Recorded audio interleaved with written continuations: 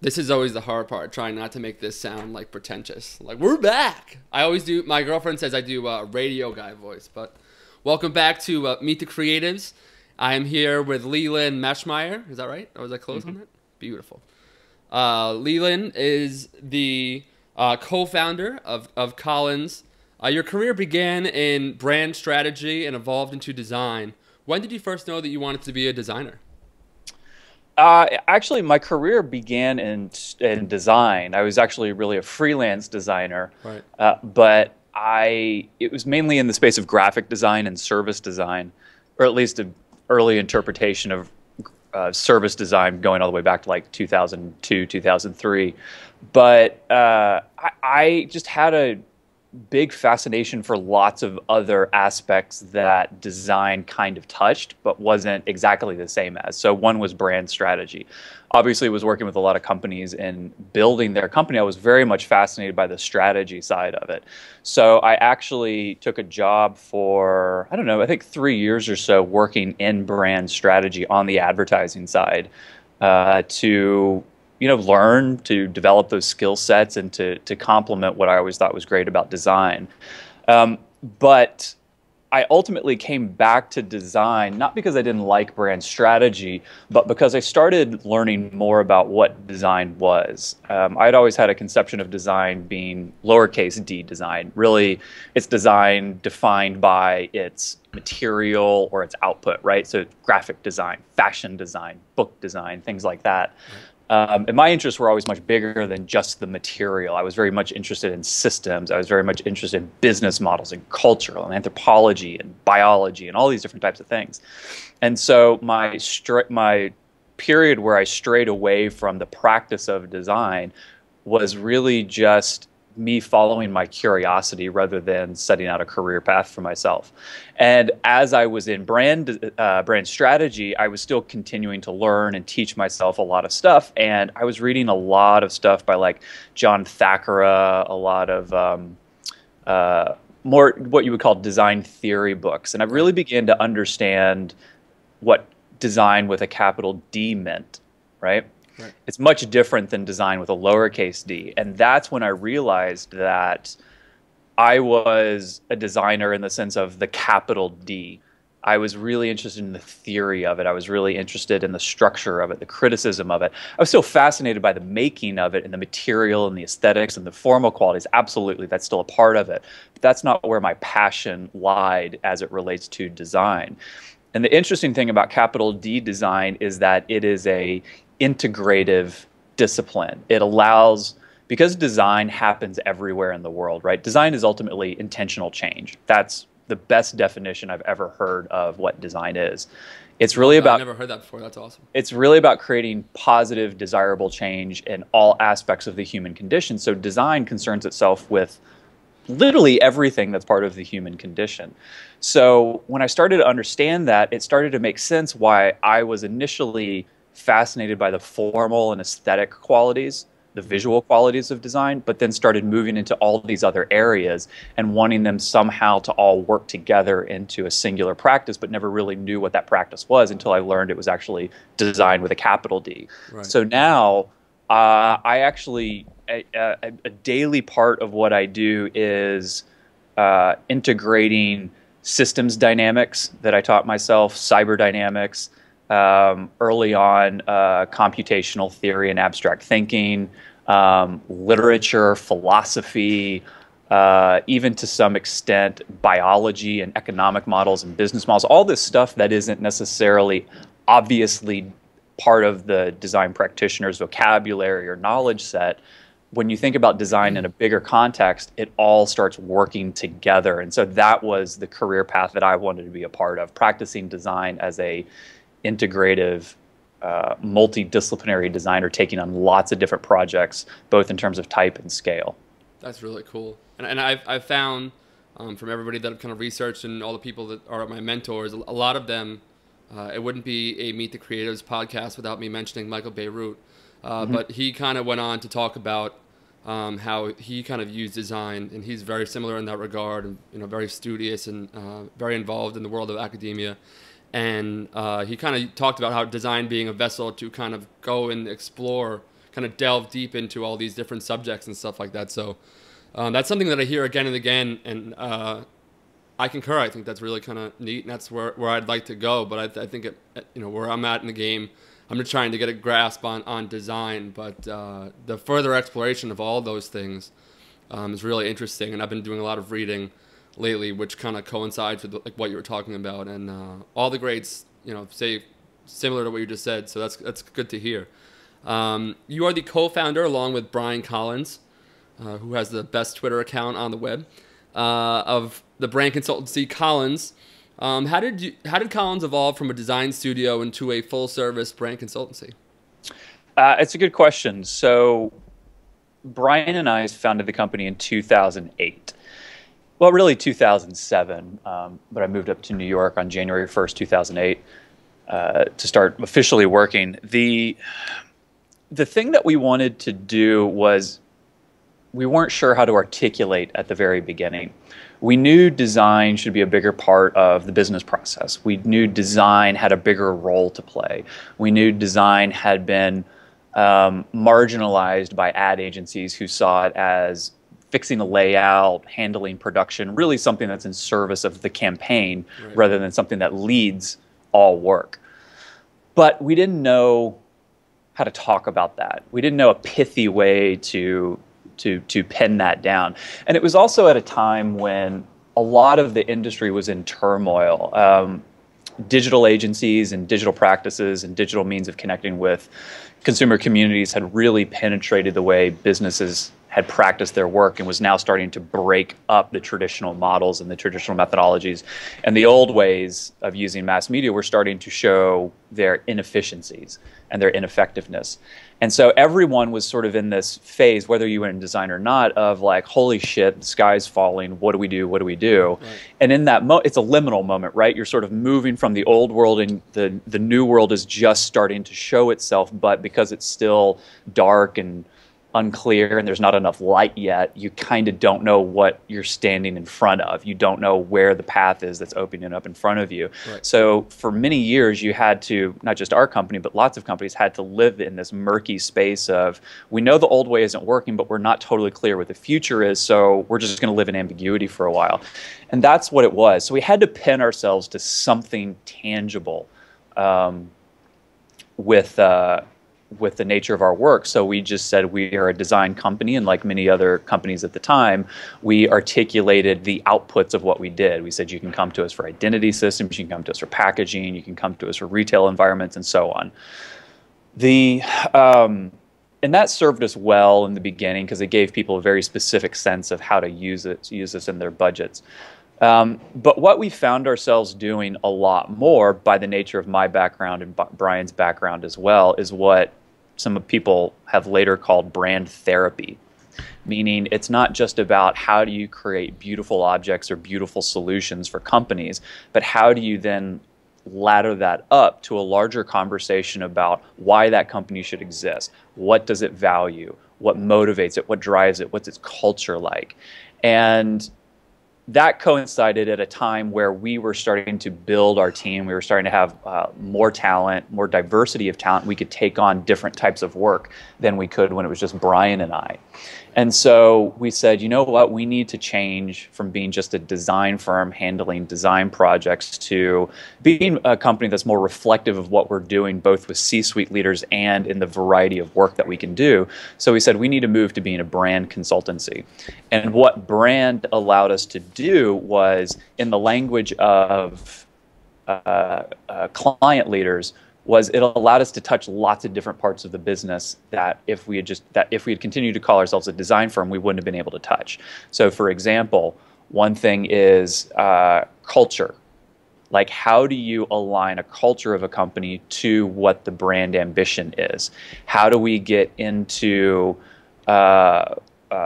go-to-market strategies? How do we get into communication strategies? How do we get into innovation strategies and innovation design with those companies? That stuff is much more strategic. And when you just talk about just pure design, most clients think, oh, well, they're the people who do work at the end of the value chain. After all the hard and big decisions have been made, designers come in and make it a little prettier.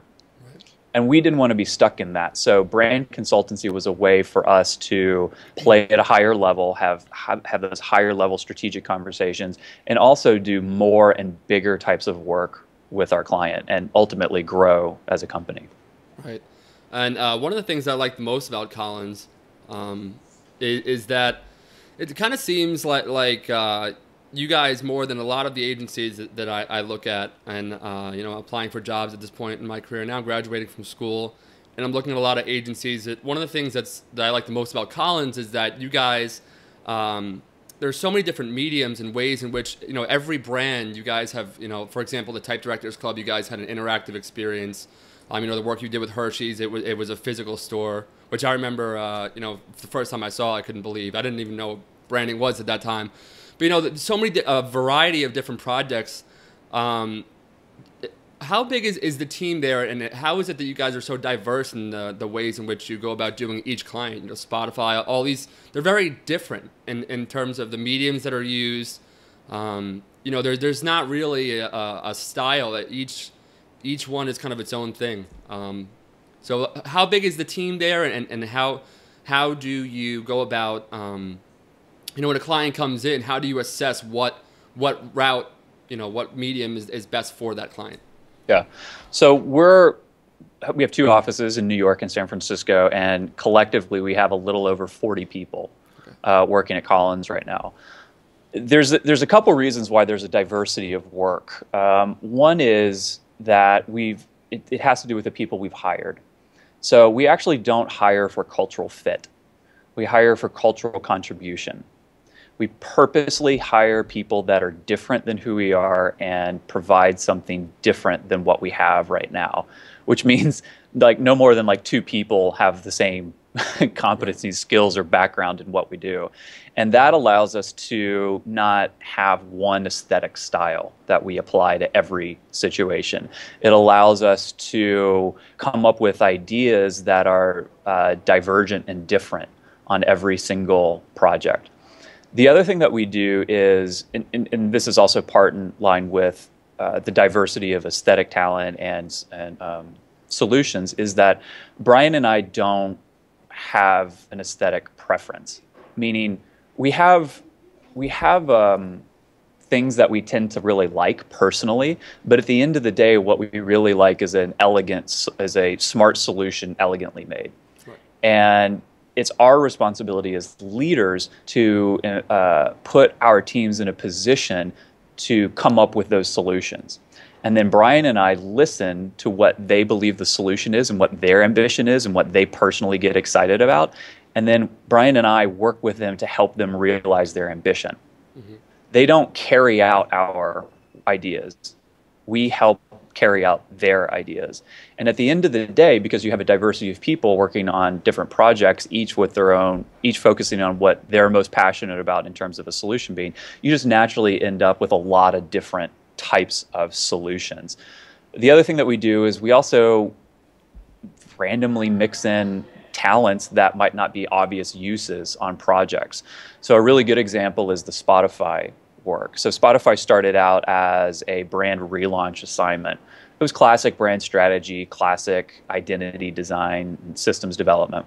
But we wanted to turn it into something more. And given that it was a brand who wanted to live in the music space, it couldn't be a brand that was, what's the right word, conservative. It needed a brand that could be playful and surprising and experimental in what it did, just like music is. Mm-hmm. So we actually folded in our experience design team into the identity development process. And while our graphic designers were exploring solutions through the medium of graphics, our experiential design team was exploring solutions through the medium of code. So they were actually creating brand identities with code, not graphics. And what came out of that, and the two ended up informing each other a lot. Right. We actually created a lot of different software along the way and algorithms that created animated identity systems. But what ultimately came out of that was when the two teams fused together around an idea that they were both excited about, the graphic designers were able to land the work as an identity system, but then the experience design team was able to say, hey, we can build in-house software that we can then sell to Spotify that allows their in-house team to execute this brand identity system faster, more on brand, and at a higher quality. Right. And it was something that could be rolled out globally, and it was something that could help the production process so that a lot of the communications that Spotify did, which were sort of block and tackle communications like promos or coupons and things like that you would send out via email, could now be quickly done with this software so that the internal design teams could actually focus on more of the creative opportunities in expressing the brand. And that way it allowed rebalancing the load of work internally, which ultimately would make sure that Spotify could go to market with the system that we created much more expertly and capably than they would have had they not had that piece of software that we developed. Mm-hmm. So that's what we like to do. Diversity of people, focus on what people get passionate about, and then make sure we always have mixed competency teams working on every project.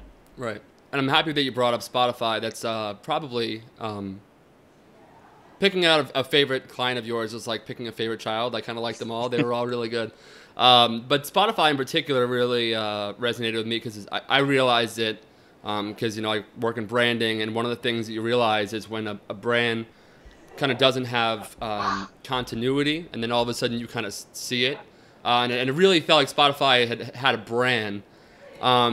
And I have been vigilantly trying to get a job with the Spotify design team because I love what they do. I've added all of them on LinkedIn, so we'll see how that goes. I probably won't get it, but whatever.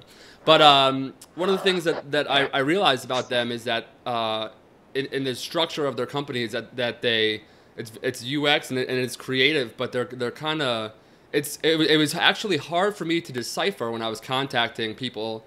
Who does what, and design and UX are really integrated there to the point that it was almost hard to, who do I send my resume to kind of a thing. So their design team does really great work. And, that software you guys created, I got a chance to see that on a talk that Brian had did, and that's really neat. And so you guys... How did you come up with the idea to kind of have that color scheme? And I know you guys had like a custom typeface for that. Just in regard to Spotify, how did you? Was because it was UX centric and then creative? Is that what caused that design? Is that why? No, actually. So one of our philosophies at Collins is that. You shouldn't necessarily market to consumers. You should contribute to their communities, right? Because people live in communities. They're not these isolated beings waiting to be marketed to. And so what Spotify ultimately needed to do was they needed to grow globally, and the growth in the U.S. was the single most important thing that they could do. If they could scale as fast as possible and get as the largest customer base as possible in the U.S., then that was sort of the first pillar in sort of global domination and becoming the clear leader in music streaming. Right. To do that, though, they had to recognize that they needed to stop thinking of themselves as a technology company. Because when we engaged them, they thought, we're a technology company who streams music. We said, you got to stop thinking that way, because as you present yourself, what you've done is you've taken the look and feel of the UI and you've applied it to your external communications. Now, their strategy was correct in that it is about consistency. Like, we always want people to feel that this is the Spotify brand, or that this is a Spotify, part of the Spotify experience, even if it's just an ad. The problem, though, is that the UI was designed to allow the content, the album covers, to pop, right? So that's why you have the black to recess and all the colors set well off of it. Mm-hmm. When you extend that strategy into communications, it doesn't hold up. Everything looks dark and depressed and sad, and the photography that they were using was slice of life photography. They wanted to hold a mirror up to the youth community that they were trying to appeal to and say, hey, this is you. We understand you. We know the life you live and how you enjoy music and each other. The problem is that photography looked like any photography you would find on Facebook or Instagram. And so what you have is, at the end of the day, an expression of the brand outside of the app, the platform, that is completely unidentifiable as as a Spotify communication, and is unbranded. Especially if you put your hand over the logo and you asked anyone who made this communication, Right. it was completely hard to tell. It looks like it was, I don't know, somebody ripped it off of Instagram or something, Right. a picture off of Instagram. So we said to them, you guys don't have a clear point of view. You guys, by taking the design of your technology product and putting it on in all your brand communications, you look like a technology company. Right. But what the listener community, the music fans, the musicians themselves, they're not looking for a technology company. They're looking for a company to contribute to the culture of music. They are looking for someone who understands music intuitively and looks like they are part of music culture. If you do that and you really take in the idea that you guys are a music company, first and foremost, that uses technology to heighten, to amplify, to personalize the music experience, then you'll start behaving as a company that is contributing something powerful and important to the music community. So there was a lot of other strategy that happened after that basic twist of perspective. Right. But on the color question specifically, we said, given that that's what you need to do, we held up a slide that says, this is what you look like, dark, sullen, unidentifiable slice of life photos. And then we held up another slide and said, this is what music looks like. And we showed all these posters and album covers and artwork. Right. And it was colorful, it was vivid, it had no consistency in expression, it was experimental, it was raw, it was expressive, it was every sort of visual cue you could imagine. I was like, this is what music looks like, but this is what you look like. Right. There's a huge disconnect when a very visual culture, such as millennial culture or really any generation living today, Right. looks at your work. It says, these guys don't get music, so I'm not going to sign up for them. So we said, how do we take the vibrancy and the diversity of music and inject it into your brand? And one of the very first things we said that you need to do was you need to diversify from your three colors, white, black, and green, and create a much richer color palette to play with. And we chose specifically the color palette to be more vibrant, to be more youthful feeling, so that anytime you created a combination of any of those colors, it would look fantastic. And Ben Crick, our design lead who was working on this with me, did an amazing job with Christian Widlick, a designer on our team, to really calibrate those colors, actually with another person, Gabe Benzer, Yeah. who's our director of systems design, to really calibrate those colors to be perfect for them. And I think they did a fantastic job. Yeah, they certainly did. And one of the things that I like about it, I was looking at it the other day. I'm a huge fan of Spotify, just the product itself. And I was with them from the very beginning, pretty much. And one of the things that I like about the new design is that you have these kind of vibrant album covers, which are very, like you said, very colorful. And, you know, they have a lot of, evoke a lot of emotion, and they're exciting. And then, you know, it used to be this kind of a weird juxtaposition where it was like that, and then it was like kind of dark and mundane. But now they kind of play well together, and you know, across the entire app, it's very colorful and it's you know, fun. And do you think too, you know, because I think that branding has kind of taken a turn in recent years, and tell me if I'm wrong, because you're more of an expert on this than I am, but it seems like the old school way of thinking of, you know, well, we'll just spray these people with you know, with branding, and we'll get our message across, and the, you know, the color will be just the same, and it seems more and more brands are kind of going with a fluid brand that kind of I don't know if that's the right term, but these kind of brands that can evolve and become different things, and but the continuity is still there, but it's not so rigid. But there are these kind of identity systems now where they can kind of take on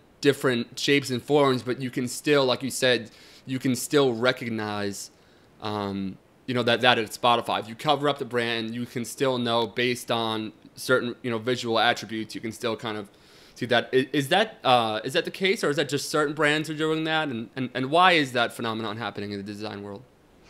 Yeah, I think it's definitely happening. Is it right for every brand, every company? No, not necessarily. But the reason it's happening is because the channels and the ways brands express themselves in the world it changes on a daily basis, and it multiplies every month. So you can't design a rigid system. You have to design a fluid system that can fit into any media format at any scale, to carry any message, to be animated, to be interactive, to be flat, to be printed, to be on screen, to be scaled up big, to be scaled small. Like, as a designer, you cannot design a rigid system that works in every scenario. So what you have to do is you actually have to design a very simple system with simple rules and simple amounts of elements that can be expressed in a fluid, dynamic, polyphonous kind of way. Right. It's just the very nature of how brands go to market with, and brand identity theory and standards are evolving with that. Yeah, that's very cool. Do you feel that when you design a system like Spotify or some of these other systems you guys have created, where there's so much room for play? I've had in my experience, just by freelancing, sometimes I'll create an identity system for a company, and they'll use it, and they'll kind of follow the guidelines, and it's rewarding to see. But when you kind of push it off into the sunset and just let their design team handle it, do you find that oftentimes that they kind of stick to that and then evolve into something better, or does sometimes it kind of gets lost? Because I've had times where I'll make a logo for somebody or an identity system, and they'll use it in a way which is great, and it really kind of evolves into something more. And then other times it kind of gets diluted, even though there are not strict brand guidelines, but there the resolution's not the same, or kind of. In your experience, when you guys shake hands and move on to the next client, what usually tends to happen? It's actually a really good question, because I think it's an ongoing challenge to make sure that the onboarding work is not just a handoff, but it's actually an ongoing relationship. So, to say that every one of ours has rolled out perfectly, I think would be incorrect. But the majority have. And it's because we are so focused on not only delivering a great product, but we want to see our work out in the world be the best it can be. So really early on in the history of Collins, we would always phase in a consulting period after we delivered the brand guidelines. And a consulting period consists of a lot of different things. One is it can be just a simple road show where we go through the organization and explain it and the rationale why behind stuff and how the system works. The other thing it can be is actually where we creative direct internal teams over a period of time to help them understand what works, what doesn't. Another part can be that, we can't. Designing an identity system is in many ways like designing an app or a website. You can't predict all the bugs in the system until people start using it. So sometimes we'll say, you guys go use it for 4 weeks and keep track of all the bugs in the system and come back to us, and then we'll re-engineer pieces of it to work better for you long term. And so that iterative approach is also a really good way of onboarding the company as well. So all of that's really important. But the other thing is, I've seen guidelines from other places that they sort of sit at two extremes. They're either like super, super simple, where they're essentially just style guides. Like, hey, here's a general direction for photography. Here's the typeface you should use, the logo and a color palette. Good luck. And then on the other side, you have these super heavily engineered documents which tells you how to kern every V and every A at every point size and every medium with every typeface. I mean, it's just, and they're like this thick printed. Right. Which no one's going to read. Yeah, double-sided. And so no one reads it. And so then that's when the brand goes off the rails. So we really pride ourselves on trying to create systems, kind of like what I said before with the Spotify thing, where you have a very small set of graphic elements, and you have very simple rules that are easy to remember, and then go. Right. And so what that means is that you have to balance control with, what's the word I'm thinking of? I don't know, lack of control. Right. Like how much control you give over. And so calibrating what that right balance is for every organization is different. It's not just the same thing. We struck it really well with Spotify. We struck it really well with Optimum. We struck it really well with some brands. Other brands, we haven't struck it so well, but through that consulting process that I mentioned earlier, we're actually able to calibrate that balance much better. That's so cool. This has been an awesome podcast so far. I'm learning so much. These are more for me than anything else. Like I put them online, sure. but for a lot of times it's, and one of the reasons why I kind of wanted to change the format around a little bit is because I would kind of have these very like tailored questions, and then they would be like talking, and I wouldn't be able to ask them. So I could already tell this is a much better format to be able to kind of ask these questions. But well, I'm also long-winded, so I apologize. I know, I love it. I love it. It gives me time to think and then get my act together. Some people are kind of brief, and then you're like, Yeah. But this is the lifeboat, though. We have information here, so we're gonna keep going. Good. That's very cool. So you've won virtually every major award in the creative field, and your work has been showcased in the Museum of Modern Art, among a laundry list of other places. How old are you, by the way? 35. You're 35. Okay. Yeah. To what do you attribute? See, this is what happens. I try and make big word questions, and it doesn't sound like me. But I like the way I worded this one. It says, "To what do you attribute your success at such a young age?" I would never say that in the real world, but that's my question. God, I don't know. Look. Don't if you say ask, rolling up your sleeves. Don't say it. no. I mean, if luck. Yeah. Luck. I mean, That's refreshing to hear because nobody says that. Look, I don't think I'm smart enough or talented enough, and I always every 2 years that goes by, I feel outdated and completely irrelevant. And I work really hard. I try hard. All that sort of cliche stuff. But I know a lot of people who've worked really hard and haven't gotten anywhere. So I have no idea. And when I have no idea, I just attribute it to luck. Do you think part of it is because I'll go to sometimes I'll be talking to designers and stuff, and they'll say that me being sociable and being extroverted, they say that in the world of design that has a lot to do with it. But I wouldn't. If I was in your position and somebody came in and they were the life of the party, and their work didn't add up to that. Do you think it's a mix? I mean, do you think part of it is being social and being likable? Because part of it is, on the one hand, is your portfolio. But somebody once explained it to me. I think it was somebody at the creative group or something like that. But they said that a lot of times if you get a call for an interview or something like that, you got the call because your work merits you being there. And then the interview is almost like... seeing whether or not you're somebody they want to go out to lunch with, or seeing whether or not you can kind of get through the formalities and the politics of it all. So for young designers out there, and that's largely who the audience of the show is do you think that, what makes somebody valuable in an agency or something like that? Yeah, it's a good question. I mean, so there's sort of two parts to your question. The first is like, how much does being extroverted and social factor into success? And then the second question is, sorry, what was that last sentence you said? I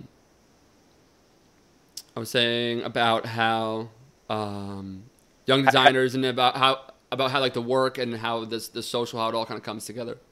Yeah, I think there was something about like value. How do you be valuable? Oh yeah. How do you have value? And that's something I talked about in my last podcast with Debbie Millman about. How do you prove your worth to these companies, kind of thing. Yeah. So those are the two questions: extrovertedness and then the value. So on the extrovertedness one, yeah, it absolutely matters. I mean, you can't be successful if no one knows about you or your work. My challenge has always been is that I'm academic and introverted, so it's actually not helped me. But yeah, getting out there and socializing your work and things like that are 100% a catalyst and a boost to your career. Now you have to be good and you have to back it up and you have to have substance. Right. But lots of times fame can be a replacement for mastery. Yeah, it's a temporary placement. It's like being drunk, right? Like, oh, you're famous. I assume you're good. And then as you work together, you realize fame doesn't necessarily equate to mastery. Right. So you have to be able to back it up. So there's always that balance that you have to strike. And as you pursue fame, mastery can go down because you're not practicing. But as you dial up your mastery, your fame can go down because you're not out there promoting yourself and socializing your ideas. So again, it's a balance one constantly has to strike and be aware of. On the value side, I believe value is not what you can do, but what you make possible for others. So if you walk into an interview and you say, I can do this, I have these capabilities, I've had this experience, that's not as valuable or as impressive as walking into an interview and saying, I can help your company do this, I can make this possible for you, I can add this capability to what you guys do, which amplifies this aspect of your business. That's what's really important, because what that says is when you take that point of view, it says, I'm concerned about what we can do together. Right. As opposed to, I'm concerned about what I do. What I can do for myself. Right. Yeah. Yeah. And that's a really, really important distinction.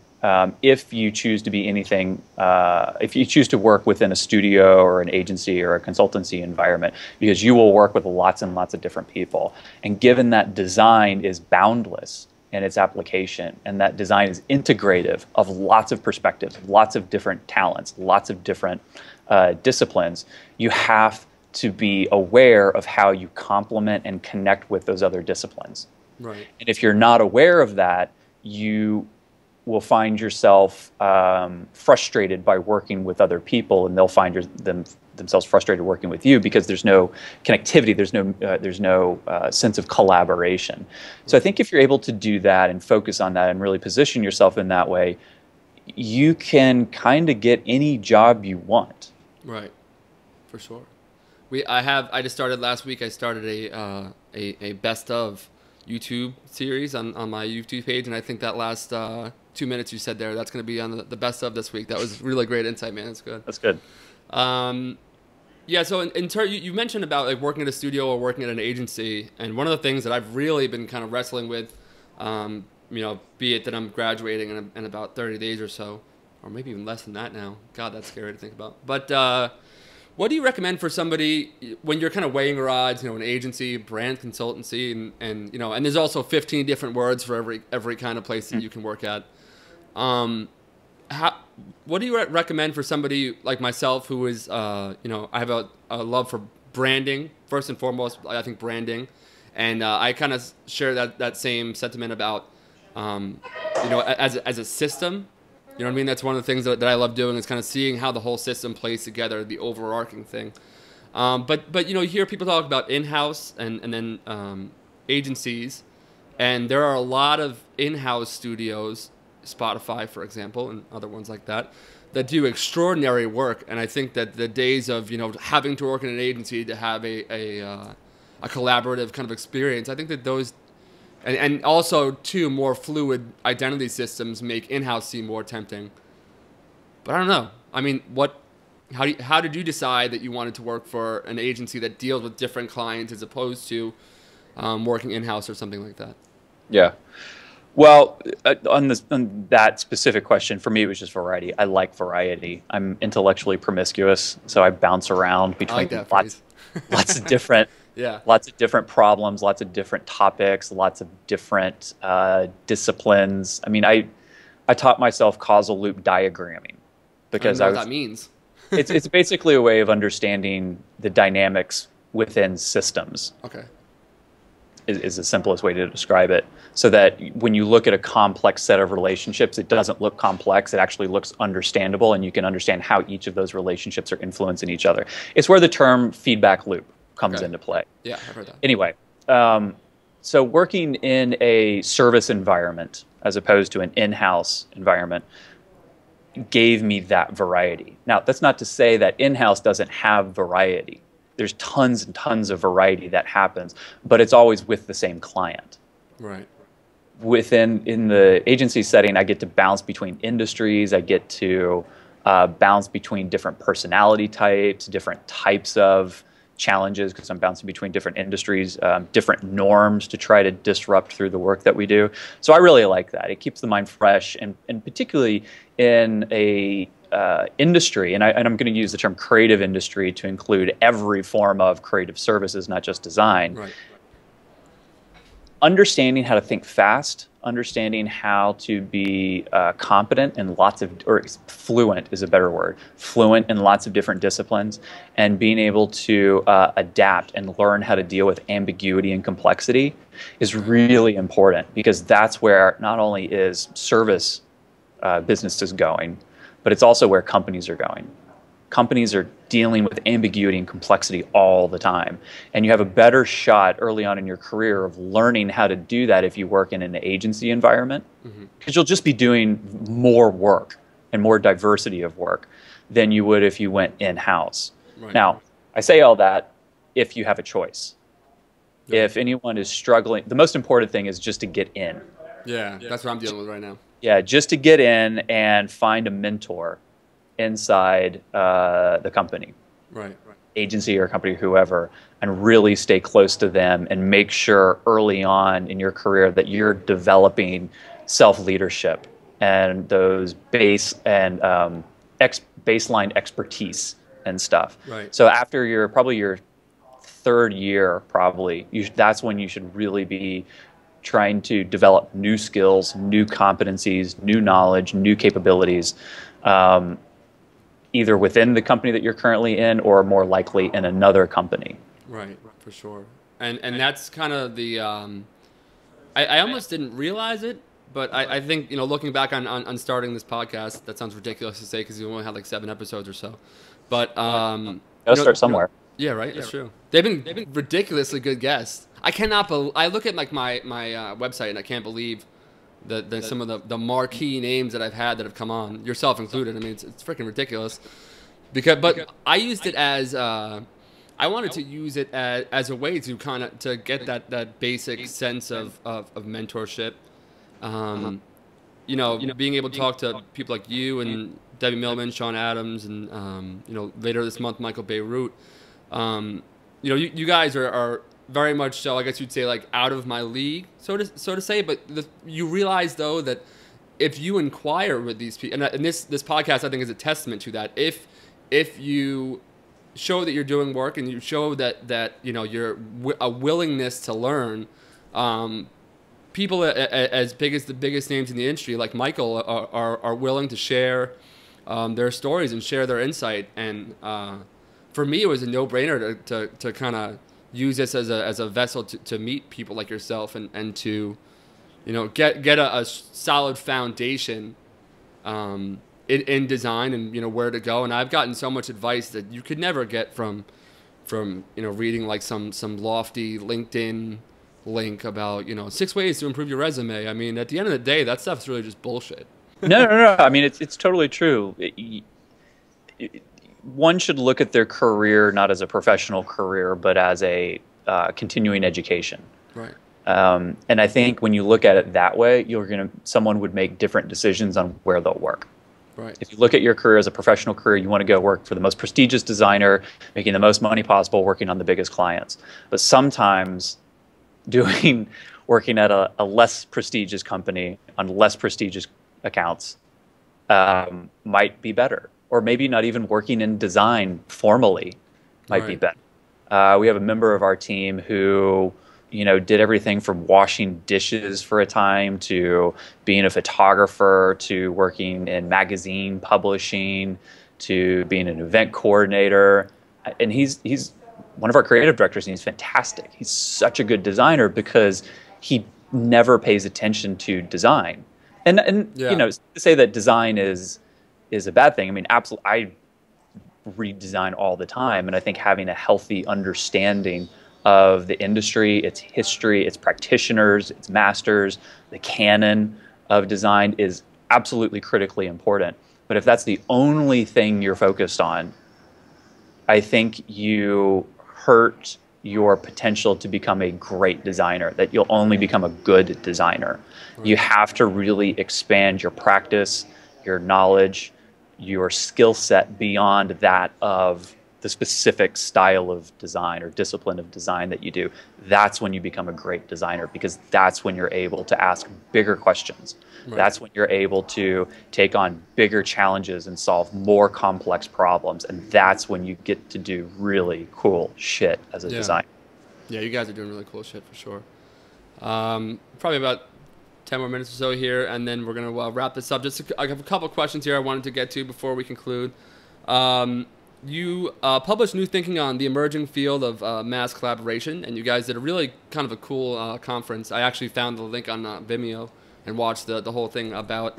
It was the Gel conference. It was a Collins experience, as you guys called it. Can you tell me a little bit about that and how you guys kind of came up with that?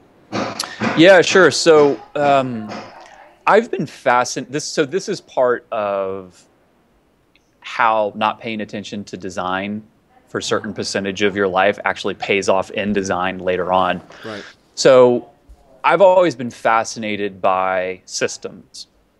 It's manifested itself in my life as identity systems, interactive systems, social systems, everything that we exist in the world is some form of a system. And one of the really interesting things about it is, particularly in the era of, connected internet devices and information technology, is how these systems are so much more present in our life. So for instance, Facebook is a system. It's a platform for people to create content together, and what emerges out of that is something that's greater than the sum of its parts, right? So Facebook has become a news feed. Facebook has become a place to find organ donors. Facebook has become a place to find has become a place to organize political action and things like that. That was never intended in Mark Zuckerberg's original vision for it, but it's what emerged out of it because of the way the platform was designed. And in that is some form of mass collaboration. It's not just how do you and I work together through a computer screen. That's computer-mediated collaboration. That's something that's been around since the early 60s with Douglas Engelbart and his invention of the mouse and screen, and essentially being able to, he did an early version of Google Docs where you could co-edit documents together. Okay. What I'm really curious about is how do you take thousands of people and get them to do something together, like on a Facebook platform or on a Wikipedia platform and things like that, to achieve something that a small group of them couldn't achieve or a single person couldn't achieve. It was nothing more than an intellectual curiosity. And so I did a ton of research into it. But what's really interesting is with the advancements of technology is connecting us better. So it's because it's more pervasive in aspects of our life. The processing speeds are much faster on devices and through the pipes of the internet. And then the internet itself has become a production platform, not just a swapping of information bits platform. And so you can actually go on the platform and make things. You can create things in a way that you could only do on desktop programs before. And so what's happening is that companies are actually starting to migrate their value production outside of the company. Right. Rather than the company controlling production of all those assets that they then sell, they say, you know what, we're just going to create the infrastructure that allows our consumer communities to use that infrastructure to create whatever they want. Right. So Instagram, let's say, is a good example of that.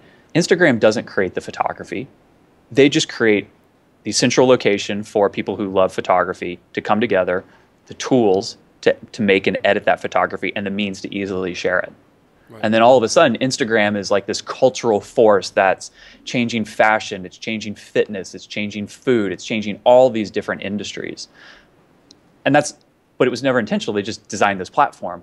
And so as you think about design and design having social impact, the question becomes, well, how do you design a platform for mass collaboration that creates this positive effect, that maybe does something a little more than just swapping photos? So we've applied that in sort of loose bits, more like on a theoretical level to things here and there in some of our work.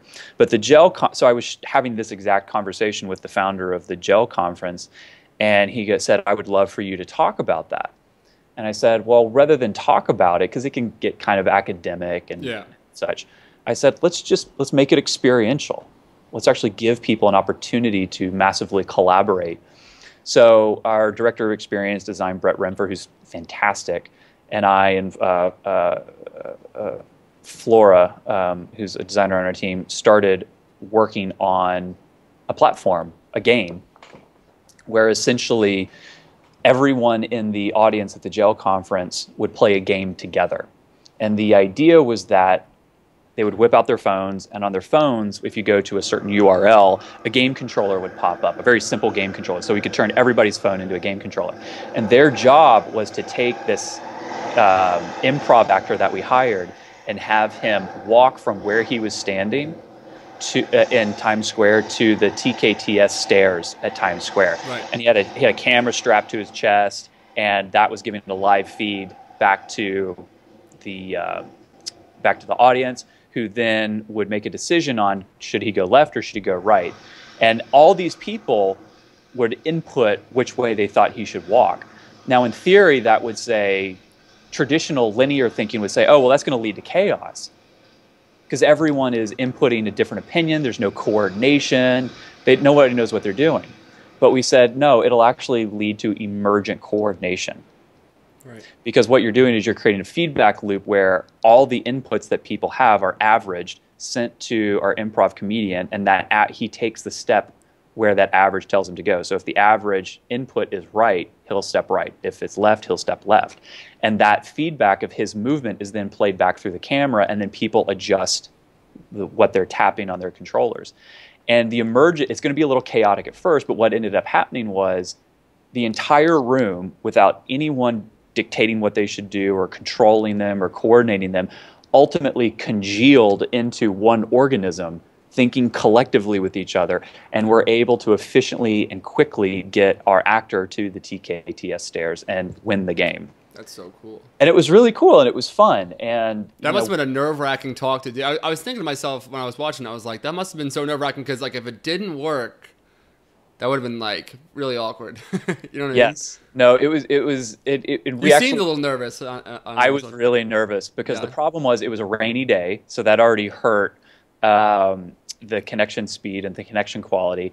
And we were in the Times building in their bunker of a theater surrounded by concrete walls with bad Wi-Fi. Yeah. So what was happening was the first time we were playing it, the Wi-Fi kept going in and out. And we actually had 2 other levels to the game, which we had to cut short because the Wi-Fi wasn't strong enough. But they achieved the first level in it. It was absolutely nerve-wracking. I was so nervous if I was going to fail on stage, and I was just going to be like, it would not have been featured on wearecollins.com for sure. Yeah, no, that would not have been featured. But, it was fun. The audience had a great time. We got a lot of great feedback afterwards, and people wanting to talk about the technology and how we did it and stuff.